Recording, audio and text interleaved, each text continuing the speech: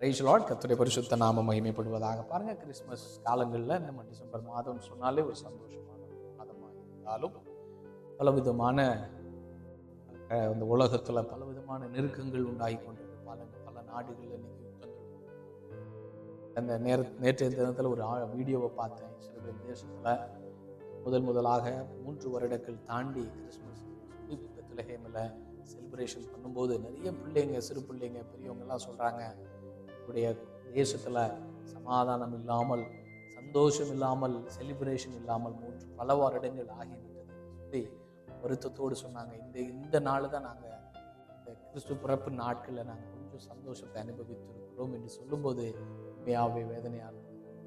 பிள்ளைகளை, காலம் கடைசி காலமாக இருக்கிறபடினால உலகமெங்கும் கொடிய காலங்கள் மாறிக்கொண்டிருக்கிறது. ஆனாலும் இந்த காலத்திலும் கர்த்தரை அறிந்த பிள்ளைகளை, உங்களுக்கு ஒரு நற்செய்தி, கர்த்தரை அறிய போகிறவர்களுக்கும் ஒரு நற்செய்தி. ஏசாயா 3வது அதிகாரம் 9வது அதிகாரம் 6வது வசனம் இப்படியாய் சொல்லுகிறது: நமக்கு ஒரு பாலகன் பிறந்தார், நமக்கு ஒரு குமாரன் கொடுக்கப்பட்டார், கர்த்தத்துவம் அவர் தோளின் மேல் இருக்கும், அவர் நாமம் அதிசயமானவர், ஆலோசனை கர்த்தர், வல்லமை உள்ள தேவன், நித்திய பிதா, சமாதான பிரபு எனப்படும் என்று சொல்லப்படும். பாருங்க, இதுல கடைசி பகுதி சமாதான பிரபு என்று சொல்லப்படும். ஆண்டவருக்கு ஒரு பேர் உண்டு, சமாதானத்தை தருகிற தேவன். நம்முடைய ஆண்டவராக இயேசு கிறிஸ்து எப்படி பிறந்தார்? ஒரு தாய் தகப்பன் இல்லாமல், ஒரு தாய்க்கு மட்டும் பரிசுத்த ஆவியானவர் என்கிற தேவனுடைய வல்லமையின்படி பிறந்த தெய்வம் தான் ஆண்டவராக இயேசு கிறிஸ்து. அதனாலதான் அவரை நம்ம பரிசுத்தமுள்ள தெய்வம் என்று சொல்லுகிறோங்க. அப்படிப்பட்ட தெய்வத்துடைய பிறந்த அந்த நாள் தான் கிறிஸ்துமஸ் என்று சொல்லி நம்ம உலகமெங்கும் கொண்டாடி கொண்டிருந்தாலும் அவருக்கு ஒரு பேருண்டு, சமாதான பிரபு. உலகத்துல சமாதானம் இல்லாமல் இருக்கிறது. உலகம் எங்கும் பலவிதமான பாடுகளும், பலவிதமான கொள்ளை நோய்களினாலும், பஞ்சங்களினாலும், யுத்தங்களினாலும் உலகம் தடுமாறி கொண்டிருந்தாலும் ஒரே ஒரு தெய்வம் நமக்குண்டு, அவர் தான் சமாதானத்தை தருகிற தெய்வம். அதனாலதான் அவருக்கு ஒரு பேர் சமாதானம். உங்களுக்கு இன்னைக்கு சமாதானம் இல்லையா?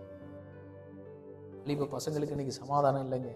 சமாதானம் இல்லை, நிம்மதி இல்லாமல் செய்யறாங்க, குடித்து கும்மாளம் எடுத்து அழித்துக் கொண்டிருக்கிறாங்க. திருமணமாகி கூட சில குடும்பங்களை பார்த்திருக்கிறேன். குடும்பமாய் வாழ்வதற்கு எனக்கு விருப்பம் இல்லை, சமாதானம் இல்லை. பலவிதமான நெருக்கமான உலகத்துல நம்ம வாழ்ந்து கொண்டிருக்கிறோம். ஆண்டவராகிய தேவன் சொல்றாரு, சமாதானத்தை தருகிறேன், நான் என்னுடைய சமாதானத்தை நான் தருகிறேன் என்று சொல்றாரு. காலங்களில் ஆண்டவரை நோக்கி பாருங்க, ஆண்டவரே எனக்கு சமாதானம் வேண்டும் என்று உண்மையாய் அவரிடத்துல நீங்கள் இறங்கி கேட்பீர்களானால் இந்த நாட்கள் அந்த சமாதானத்தை பார்க்க உங்களுக்கு அப்படிப்பட்ட சமாதானத்தை